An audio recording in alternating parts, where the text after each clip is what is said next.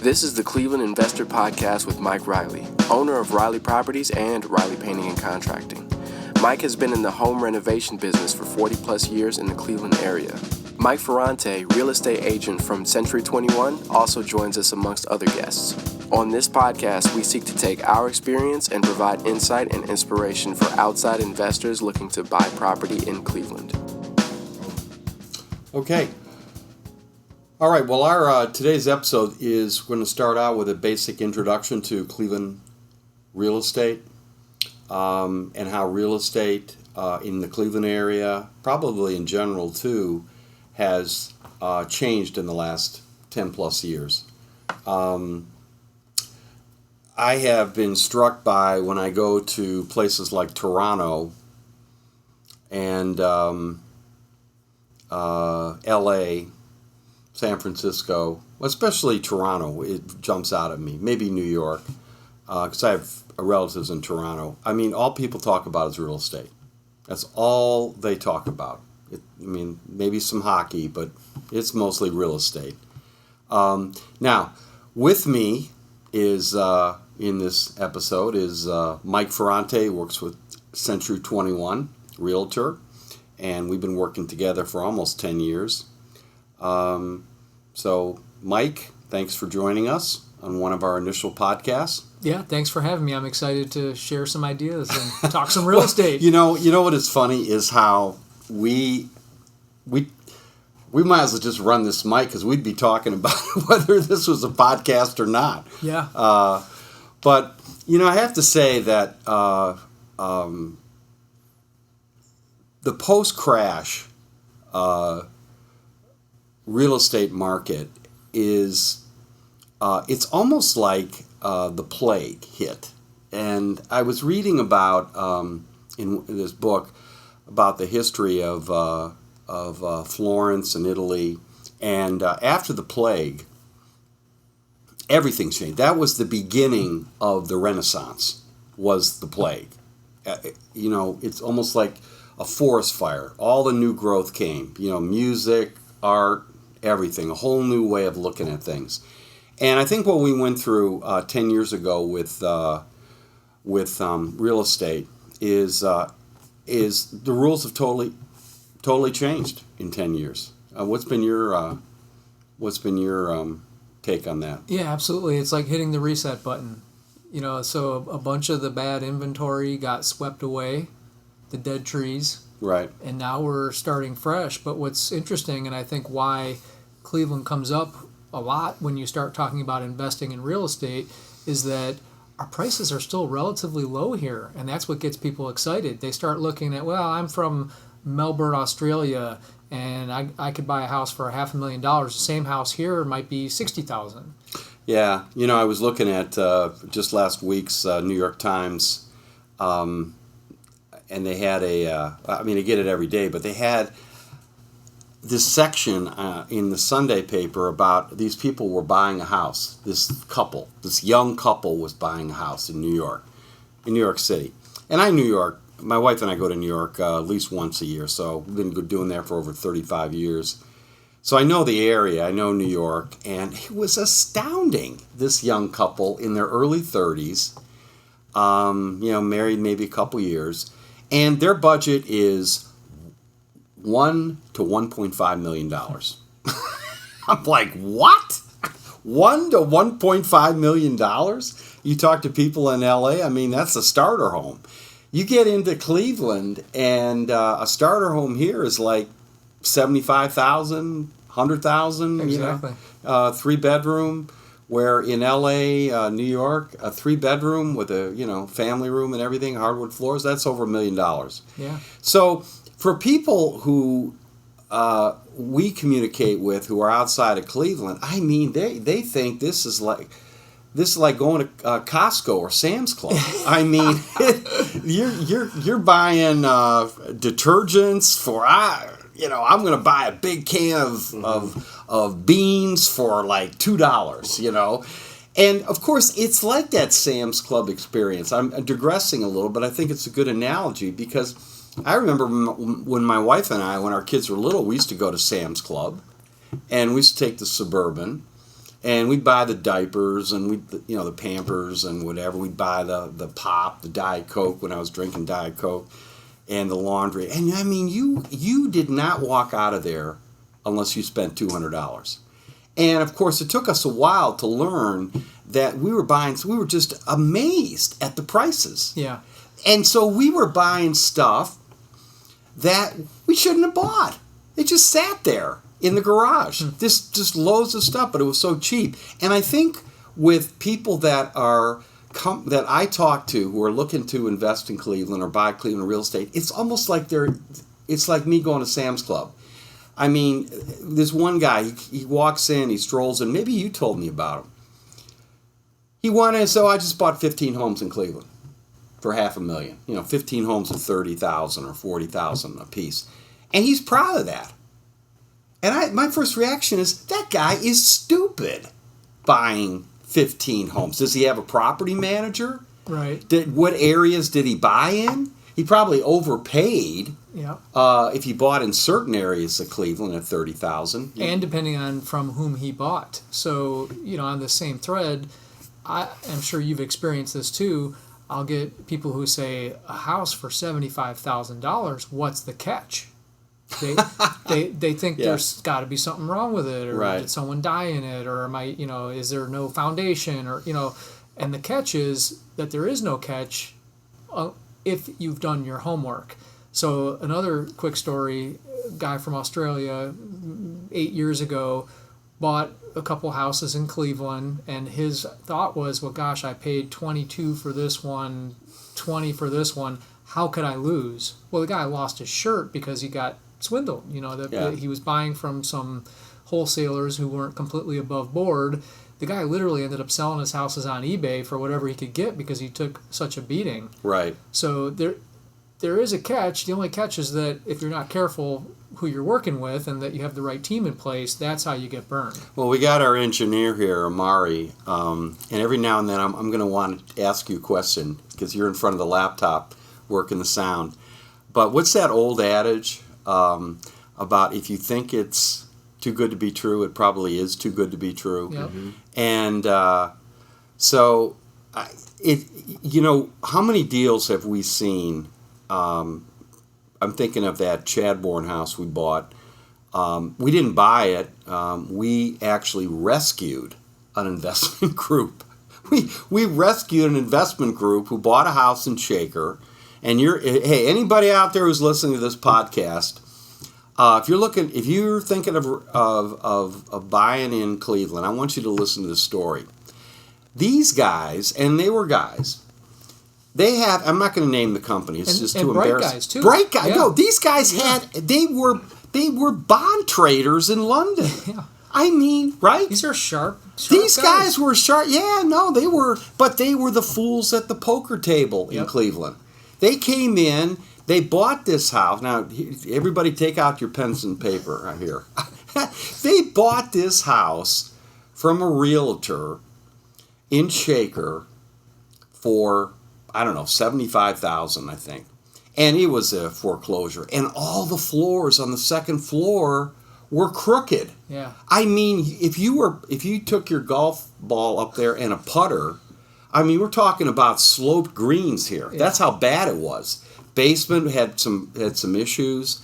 So right away, they overpaid at $75,000. It's a 4-bedroom house, 2-bath, in Shaker. 2,300 square feet or something. Exactly. Huge house, and they probably thought, how could I lose? How could I lose? $75,000. Well, that was the beginning of them they got swindled on the first hand because they overpaid. Now, okay, well, let's do another hand. They're going to put some more money on the table, right? Okay, they hired the wrong contractor. Okay, the wrong contractor. We're not talking, our company, Reilly Painting and Contract. They got some guy in there. No, they didn't get the guy because they're in London. They're doing major Euro deals, right? Mm-hmm. No, they had the realtor get the contractor. It was probably her brother-in-law who was the contractor. And, of course, this guy totally screwed it up. Now, these people are still selling bonds in London. They still haven't seen the finished house. So the realtor then goes out and gets a tenant. Okay, So now we're playing our third hand at the poker table. Well, guess the tenant they got, after 2 months, stopped paying the rent. And then proceeded to trash the house. Yeah. So they're going 6, 7, 8 months. No money's coming in. The realtor, who is also doubling as the property manager, they are still collecting their monthly fee. and then, of course, the tenants move out after 9 months. They're tired of this. They leave the water on in January, and the pipes explode. And that's where we came in. We came in. We probably put $75,000 in to clean it up, fix the floors, fix everything, and then I asked these guys. I said, "All right, listen, we can get a tenant. Do you want us to? We'll co-own this house." And they say, "No, get me out. Just buy me out." So we bought them out for what they paid at $75,000, and then we quickly got a really good professional tenant in there for like $2,500 a month on a 3-year. Yeah, those of you who are looking at maps, Shaker is one of the premier areas in Cleveland. It's close to University Circle, close to Cleveland Clinic, University Hospitals, Case Western Reserve University. It's close to downtown. Right. This should have been a slam dunk for them, but because they got bad advice, the wrong people, they got hosed. Right, and you know what? I think I have yet to meet a savvy investor who doesn't live in Cleveland. They're all fools. I mean, really, they are all fools. And you know why they're fools? Is because they make that classic first mistake, which is, I can't believe I got a house for $50,000. Yeah. I mean, that's the kiss of death. And guess what? They made their bones in L.A., in New York, or Toronto. They made their bones. You know what? I'm sorry. In LA, you can buy a house for $1 million and just sit there, do nothing, play cards, maybe watch some Netflix for a week or two, and you could turn around and make $50,000. Yeah. Just because that's a hot market. You're just a fool. I mean, it's kind of, I'm sorry for you Trump voters out there, but it's sort of like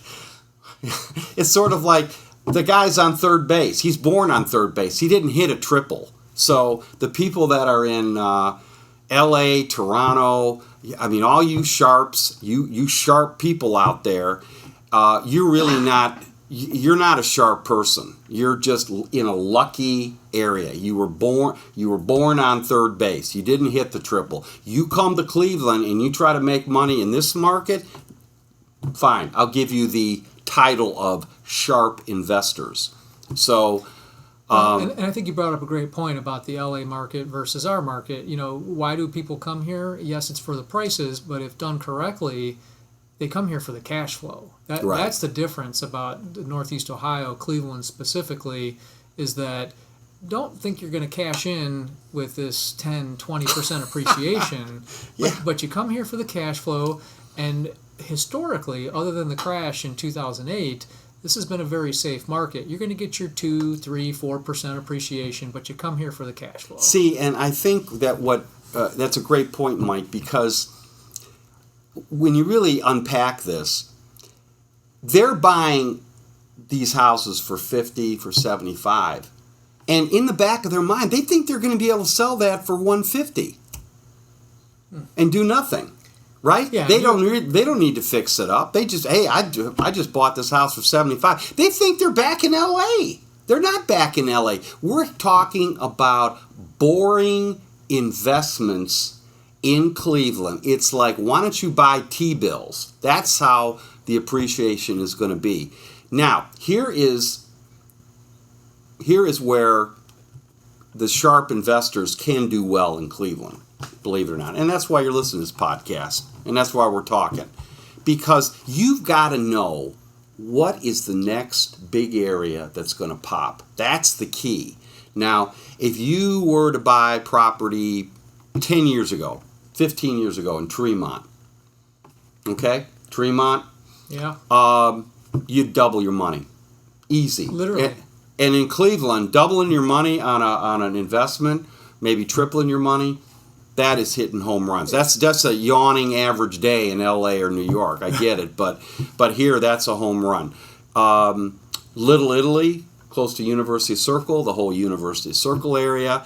That's a little overbought now. That's 5 years. That's not going to double your money, but it is just humming along. Yeah, same with Ohio City. I'd put that in that same category. Gordon Square, I think, still has some upside, especially as you go a little further west, but it's risky. With these areas that aren't yet established, like the Detroit Shoreway, right, west of Gordon Square, that's still a little risk there. Yeah, and then you get in the boundaries of some of these areas like Ohio City, University Circle. You are now in the hood.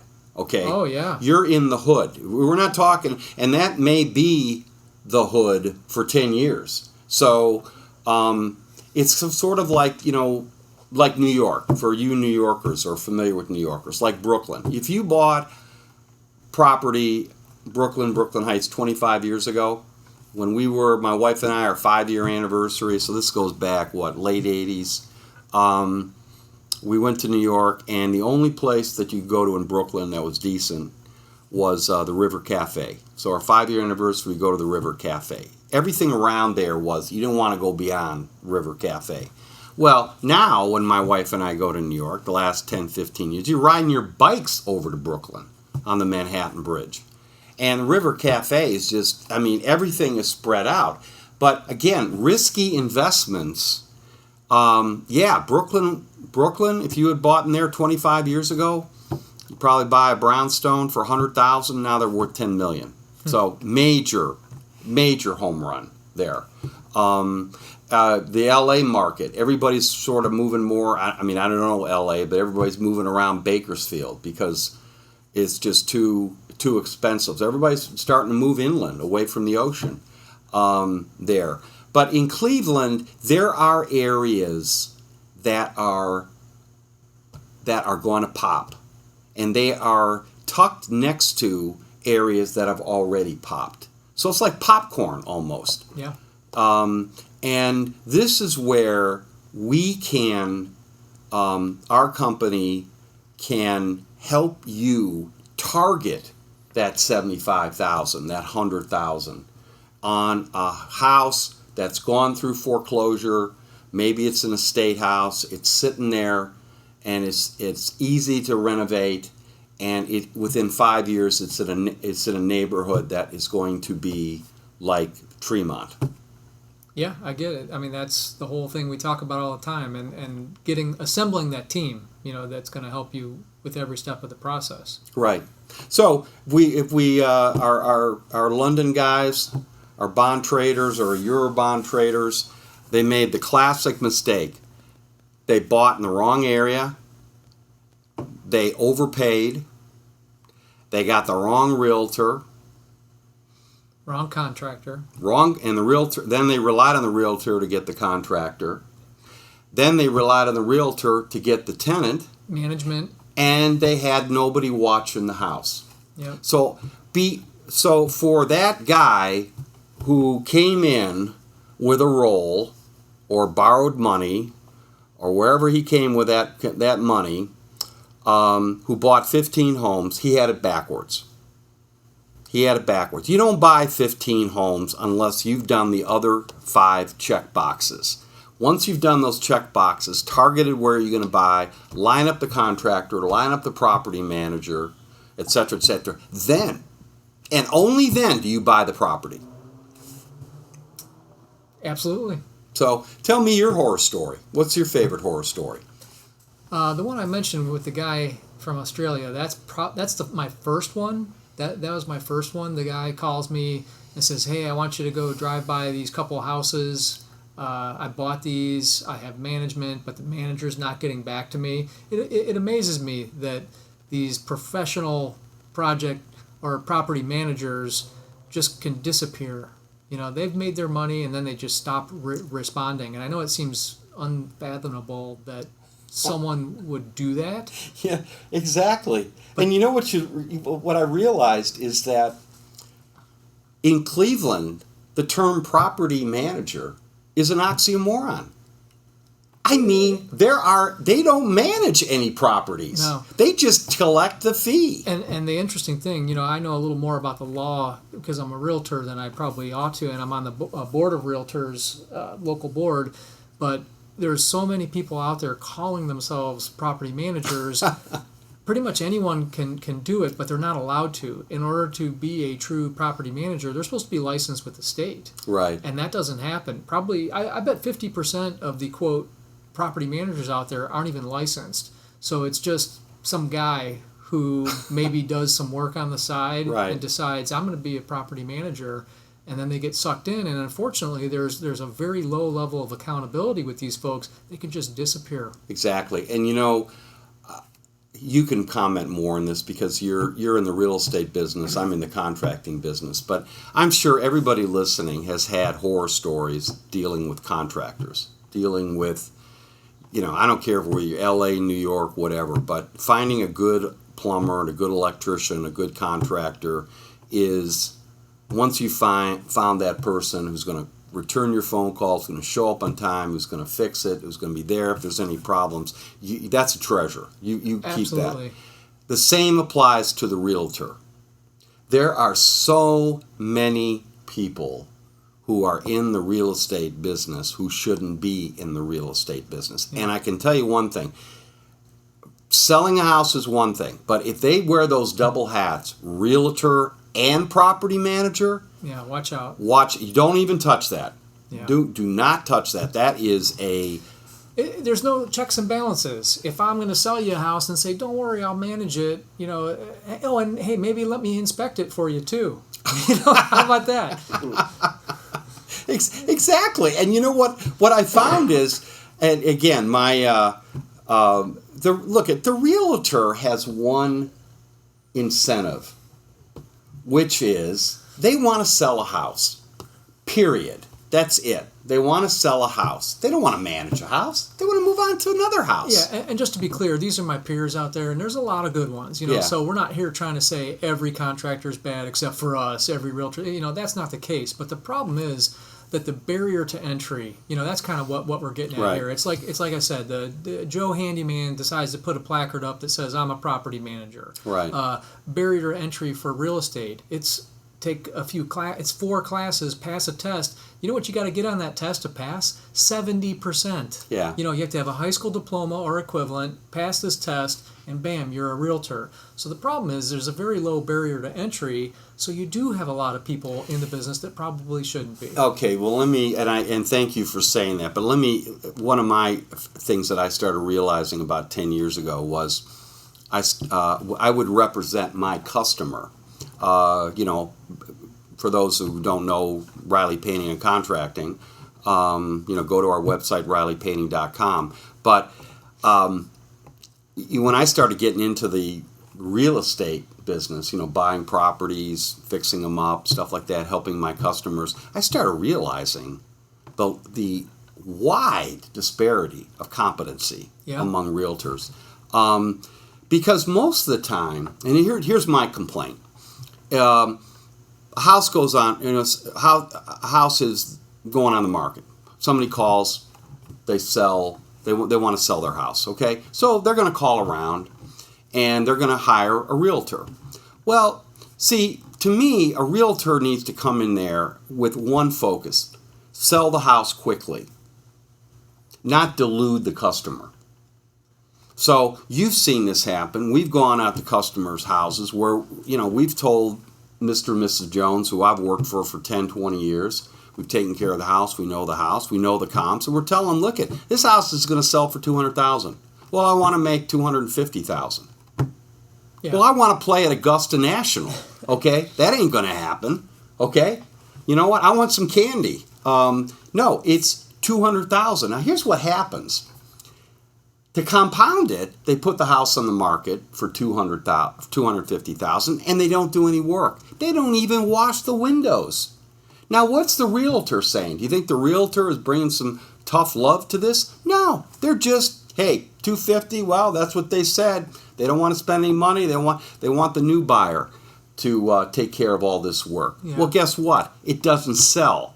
And then the price starts dropping. And then you know how we love our analogies, right? So you like to make them. I do too. I make the analogy that you don't go to the doctor and say, well, I think I need my appendix out. Cut me here, and this is the here's the tool you're going to the doctor tells you this is what's wrong with you. Here's how we're going to fix it. Assuming you have a competent doctor. I suppose there's bad doctors out there too, but that's what happens. The realtors that are somewhat spineless or just want to get that sign in the yard. They just want. Here's the dirty little secret, and I remember quizzing you about this years ago. Yeah.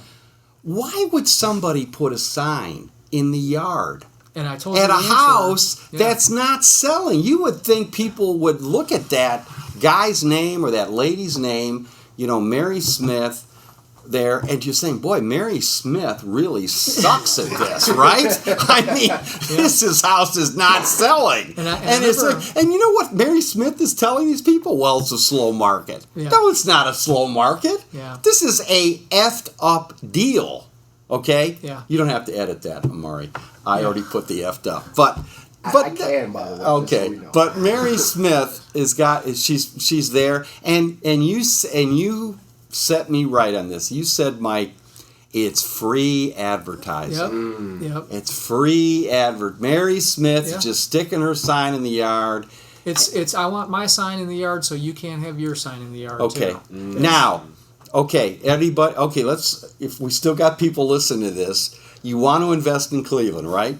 Here's one of the areas you want to check out: houses that have sat on the market for a year. Because if they're a year, they started at $250, they dropped it to $240, they dropped it to $230, they dropped it to $210, they dropped it to $200, and every time they drop it and every time it stays on the market, guess what? The average buyer is saying to themselves, there's something wrong with this house. Mm-hmm. Yep. There must be something. My house must be ready to fall apart. Okay. Mm-hmm. Well, guess what? These people have already bought the sellers have already bought their other house, or they're moving to a retirement home or whatever. And you know what? Now they will take whatever offer is on the table. Yeah. Mm-hmm. I just bought one, Mike. So in this market where the inventory is rather short, you have to be creative about where you're going to find the houses that you're going to buy. So one of the things I do for myself and for clients is I'll run a search 120 days or more on the market and vacant. That's one of the criteria we can use in the multiple listing service. So I found a house, happened to be in a state on the market 3, 4, 5 months, whatever it is, and I made them an offer. And the family just kind of said, yeah, we're done. And again, the shame of it, I don't want to criticize because the deal's not done yet, but the realtor should have been telling them, hey, it's not selling. We got to do something. We can't just sit here. We got to lower the price. Ended up working out to my benefit. I made him an offer. Literally, it was listed for $78. I offered him $48. And I'm not a proponent of making lowball offers, but that's what the house was worth. Right. And the fact that it was listed at $78, no one else is looking at it.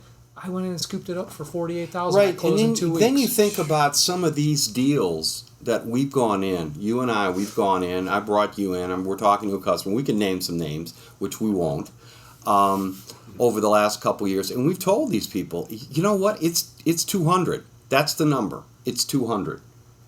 And then we find out it sold for 170. Yeah. It shouldn't have sold for 170. Nope. It should have sold for 200. But they started out at 250, at 260. Mm. And now there is a kind of a dance between the client, who is the seller, and the realtor. Because the realtor they got the listing, and a listing, you get a listing, that's a little, notch on your gun. In the office, how many listings you have, right? Yep. There's nobody's measuring how many hits you had. Mm-hmm. They may have 20 listings and sold one house. Yeah. But everybody's saying is, well, they got 20 listings. Mm-hmm. So now there's a dance going on between the client and the realtor. Because what's the realtor going to say? 1 year later, 9 months later. You think they're going to say, well, I guess I should have told you that you were on crack. when you asked to get this at $250. But I just wanted to delude you, okay, and use you for free advertising. They're not going to say that. They're going to say it's a slow market. And meanwhile, these people are saying, well, it's a slow market. I guess we got to sell for $170. When if they had spent like $5,000 washing the windows, cutting the grass, maybe replacing the kitchen floor, they could have gotten $200,000 within 60 days on contract. Boom, done. And instead, they end up getting the short end. And for the savvy buyer out there from LA or New York or Toronto, this is one area that you can work when they're on the market for a long time. Yep.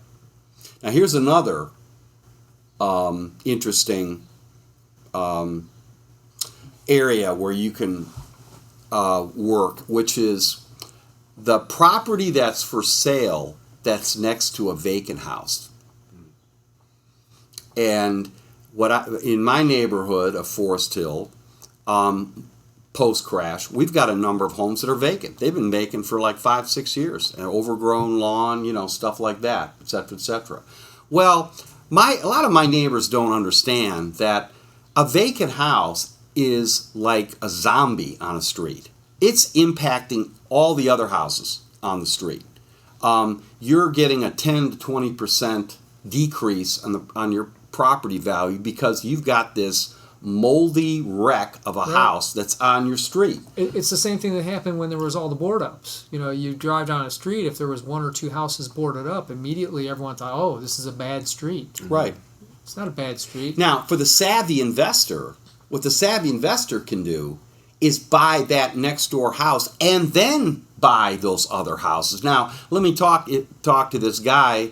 Maybe he's listening to my podcast now. Hey, buddy, you bought those 15 homes, right? You want to buy 15 homes? You want to come in here like, Richie Rich and buy these 15 homes? Okay, fine. Here's how you do it. Buy 15 homes around this house.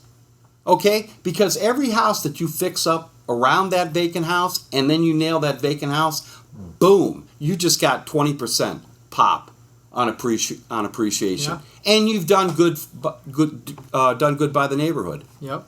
No, it's true. Yeah. I mean, but you also have to do it in the right areas, and I think that's kind of where you're heading. You could say, oh, well, there's a boarded up house in East Cleveland. Let's buy 15 around there. I'm sorry, you could buy all the houses you want in certain neighborhoods, and you're not going to make a significant impact on those neighborhoods, on the houses you own. It has to be in the right targeted neighborhoods. It has to be targeted. It has to be strategic. That's right. It can't be dumb. If you have a plan and you have an outline and you have a contractor and you have the handyman lined up and you have a property man, you have a plan. If you don't have any of that, you're just dumb. Yeah. Dumb guy with money. It'll be interesting to see, but I've told you about this guy. I've got a former client, he's still a friend, but a guy from Israel who came here and said, well, I did this in Tel Aviv where I bought in the worst neighborhoods possible because the prices were low, and it's Tel Aviv, so eventually they went up and he made a ton of money. So he came here and said, I'm going to do the same thing. If it works in Tel Aviv, it must work in Cleveland, right? So he bought in East Cleveland. Not only is he struggling to get the houses repaired, he's struggling with vandalism, he's struggling to keep them rented, but the guy got shot. You probably heard this story on the news. This is the Israeli investor who was down in the Mount Pleasant neighborhood. Someone walked up behind him, and I know you can't see the motion I'm making, but imagine me putting a finger gun to the back of my head, and someone pulled the trigger. Now, he was fortunate, and it glanced off his skull and went through the front of his neck, severed a vocal cord. I mean, this guy was all over the Israeli news. And he's lucky. He lived. Someone found him. They took him to, I think, University Hospital, and he lived. And he's getting his voice back and all that. But guess what? He comes. I saw him at the sheriff's sale recently, and I said, hey, what are you doing? How's it going? Are you still buying in East Cleveland? He said, yep. Wow. So it'll be interesting to see how he's doing in 2 years, 5 years. But I have a hard time getting behind that strategy. And at one point, the reason I said former client is I just told him, I said, dude, I'm not going there anymore. You know, and he got shot. I'm glad. You know what I was thinking about our London guys, and they didn't get shot. No, well, maybe metaphorically. But again, there are just more people, more investors that come in here. They just get fleeced. Yeah. It's like that. I don't know if anybody saw that movie Rounders with Matt Damon. I mean, they go to the Taj Mahal, the old Trump place, and all these card sharks would sit there, and everybody's a hustler there, and they would just wait for the tourists to come. The tourists would come in, and they play, but they were all kind of taking their turns. Who's going to suck this, money out of this guy's wallet? But it reminds me of a friend of mine. Not going to name his name, but he just loves looking at houses. I mean, he's like another relative of mine. Just loves going out shopping. Doesn't buy anything. Okay? Some people I know, they'll go out. I mean, they'll spend all day shopping and buy nothing. They just love to look. And there are a lot of people out there who I feel sorry for the realtor. I mean, their realtor's spending all 8 hours and nobody's going to buy anything here. And I think that for the realtor, I think, like a contractor, has to vet who their customer is. Is this person going to buy? I mean, I have some customers who call us out of the blue. They find us on Google. They want me, to come out and do this. And, I want to get an estimate to I got a leak in the house. I want to get an estimate to repair. They're not free. I charge for my time because that's not an estimate. That's a diagnosis. That's a consulting job. That makes sense. And if there is somebody out there who's going to cover our time at $75 an hour, minimum $150 for us to go out for an hour, we'll help guide them to it. They hire us, they can deduct that from the estimate. And I think that's a great point because I think a lot of times people equate price with value. So where I'm going with this is that, oh, well, Mike, I know a guy who will come out and give me a diagnosis and estimate for free. It's cheaper, so is that better? Probably not. Again, this whole conversation about assembling the right team, the cheapest isn't always the best. Free isn't always best. If it's garbage and it's free, it's still garbage. Well, what's that, Amari? You got the laptop open. Make sure I get this quote right, but it's sort of like, I can't afford cheap. That's a great line. I can't afford cheap. And so what we try to do with anybody who calls us who's looking to invest in Cleveland. So I used to say radio land, but out in internet land, you're listening to that, you're thinking, yeah, these guys seem like, sharp, honest guys, which we are. We want to work with these guys in terms of investing. Now, we get a lot of calls a week. We probably average at least 2 calls a week for somebody looking for a property manager. And I'm looking for somebody. And we are very, very selective about who we take on. I want deep pockets. I want somebody who's not here for the quick kill. And I want them to understand what is involved in investing in Cleveland. I don't want to deal with somebody who's telling me how they want to invest. They're not telling you, cut me here and take my spleen out here. Right. So, but again, I mean, I think people are initially surprised. It's sort of like that guy who calls me for an estimate, and I tell him, look, I charge for my time. At first, there's a shock. Well, you're weeding out the not so serious from the serious right away. And the same thing goes with the investor. Listen, our job, Mr. Investor, is to get you between 6 and 10% return on your money every year. Okay? So if you get, if you buy a house for $100,000 from us, we're going to get you a tenant. We're going to get you a tenant who's going to pay on time. We're going to be the property manager. We're teeing up this whole deal. Now, you're going to get 8 to 10%, and you're not going to have to do a whole lot. And then in 5 years, that property is going to appreciate because we're buying in an area that's in a good area. Go ahead. Okay, well, hey, like I said earlier, we're going to help you if you're going to invest in Cleveland. We're going to be like the jungle guide. You know, if you went on a big game safari in Cleveland, you know, the snows of Kilimanjaro. You know, we're going to be the big game hunter. We're going to take you through, guide you through the swamps, the jungle, the sand pits of Cleveland to get you a good investment where you feel like your money is appreciating and growing in Cleveland. Yeah, well, we've seen 11 years of people taking the wrong path and sinking in the quicksand or getting eaten by the lion. So and getting shot. Literally getting shot, yeah. So that's I think where we can add some value for people is we've seen the mistakes, let us share them with you. Right, and how you can learn from them. Yeah. All right, well, Mike, thanks. And Amari, with my new nephew Kyle, for those who listen to Bill Simmons' podcast. And stay tuned, we'll have more podcasts to come.